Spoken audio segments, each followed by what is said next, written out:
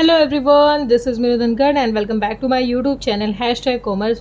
तो class 12th accountancy जो अपनी बुक है फाइनेंशियल स्टेटमेंट, इसका सेकंड चैप्टर कर रहे हैं फाइनेंशियल स्टेटमेंट एनालिसिस।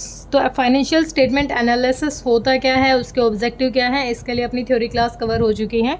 तो आज पढ़ेंगे यूजेस ऑफ फाइनेंशियल एनालिसिस। जो यूज़ है वो फाइनेंशियल जो एनालिसिस हम कर रहे हैं उसके यूजेस क्या हैं वो देख लेते हैं। सबसे पहले देखो, फॉर टेकिंग इन्वेस्टमेंट डिसीजन, हमने जब एनालाइज कर दिया, हमने कंपैरिजन करके देख लिया, हमने ईयर टू ईयर कंपेयर करके देख लिया, इंटरनल टू एक्सटर्नल कंपेयर करके देख लिया है, और हमने क्या किया, हमने उससे जब हम एनालिसिस कर रहे हैं तो उस टाइम हमें पता चल रहा है कि पिछले साल के कंपेयर में हमारा क्या फ़ायदा हुआ है, क्या नुकसान हुआ है। ठीक है, वो हम थ्योरी में देख चुके हैं।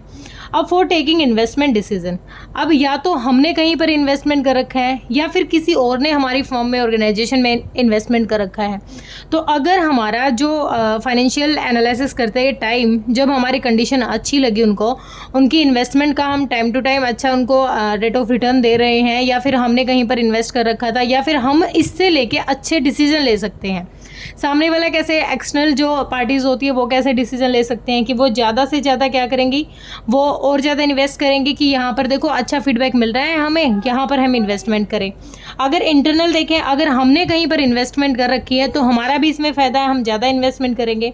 तो क्या कह रहा है, analysis of financial statement helps to investor to know whether the firm is fulfilled his expectation regarding the payment of dividend। अगर टाइम टू टाइम डिविडेंड दे रहा है या फिर कितना डिविडेंड दे रहा है। डिविडेंड मतलब प्रॉफिट का कुछ पार्ट ही होता है, और जो बाकी प्रॉफिट बचा हुआ है उसको किस तरीके से री इन्वेस्ट कर रहा है या नहीं कर रहा, वो सारी चीज़ें हम एनालाइज करते हैं। तो ये हमें किस में हेल्प करेगा, ये हमें डिसीजन लेने में हेल्प करेगा कि हम जो आगे उसी फर्म में इन्वेस्टमेंट करें या ना करें, या फिर जो थर्ड पार्टीज़ हैं वो हमारी फर्म में इन्वेस्ट करें या ना करें। तो एनालिसिस के अकॉर्डिंग ही सामने वाला क्या करता है, इन्वेस्टमेंट करेगा।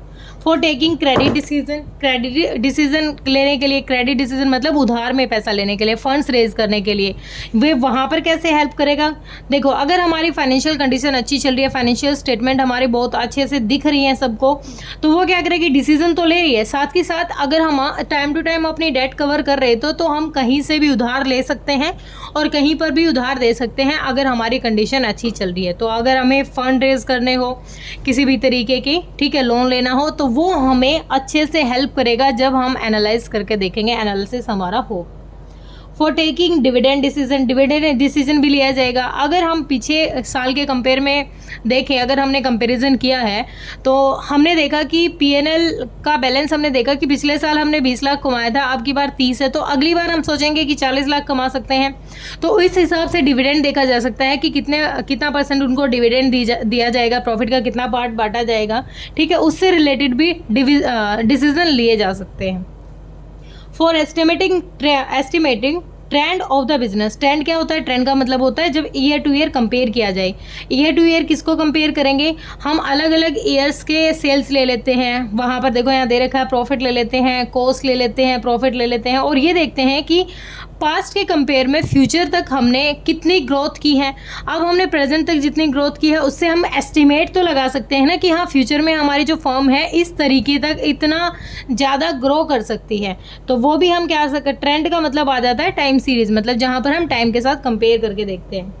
For taking various meningeal decision, अब मैनेजमेंट के बिहाफ पर देखे जाए तो मैनेजमेंट को भी बहुत सारी हेल्प मिलती है। अगर उसने देखा, कंपेयर किया, उसको देखा कि फर्म में बहुत पैसा है और पिछले साल के कंपेयर में अब की बार हमें फ़ायदा भी बहुत हुआ है, प्रॉफिट अच्छा चल रहा है, तो मैनेजमेंट को भी बहुत सारे डिसीजन लेने में हेल्प मिलती है। उसको वहाँ के वीक पॉइंट मिल जाते हैं, स्ट्रॉन्ग पॉइंट मिल जाते हैं। वीक पॉइंट उनको दूर करने के लिए हमारे पास एक एग्जैक्ट रीज़न होता है कि हाँ भाई देखो, यहाँ पर देखो, जैसे लिक्विडिटी देखें, सोल्वेंसी देखें, प्रॉफिटेबिलिटी, इस तरीके की सारी चीज़ें हमारे सामने आ जाती हैं और उनसे लेके हम क्या कर सकते हैं, खास डिसीजन ले सकते हैं।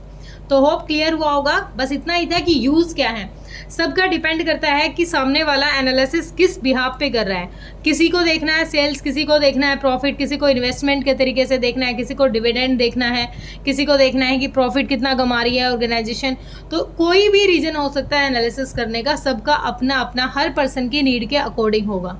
ठीक है, अगर कोई डाउट लग रहा है तो कमेंट सेक्शन में डालिए बेटा। Thank you so much.